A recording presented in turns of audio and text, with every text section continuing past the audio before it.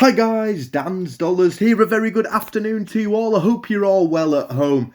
Here we go then, we are back with the results of close-up coins from the holiday. Coin number one is the Magna Carta £2 coin, and I have tried to lay this one out a little bit different just so you can see the close-up and also the picture of the full coin itself. We move on then to coin number two. Again, this one can be found in UK circulation, and it is the First World War Navy £2 coin, an absolute beauty from 2015. We do start now getting on to those difficult ones. The next one is the joint rarest of those 2019 10p coins, and it is indeed the Z for Zebra Crossing.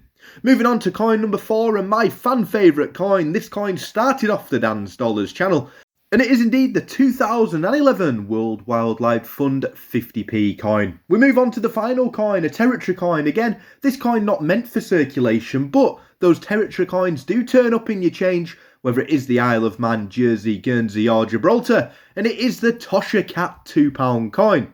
So we're going to have a little look then to see who managed to get all five of these correct. 6 people: Squirreling Coins, Norman Graham, Shep Adam, Fincolex Coins, Yellow Lighthouse and also Norman Graham.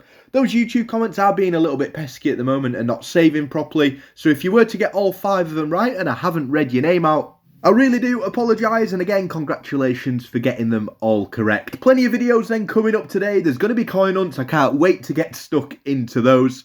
We'll also be having a little look at the results of Guess Dan's coin. There was 10 coins up for guessing. Let's see if anyone managed to get anywhere near 10 of those correct. And as always, we will be doing a couple of review and evaluation videos as well. Can't wait to get back coin hunting after the holiday. Unfortunately, not too many finds, but hopefully today will be our day for those commemoratives. Stay safe, and as always, thanks for watching.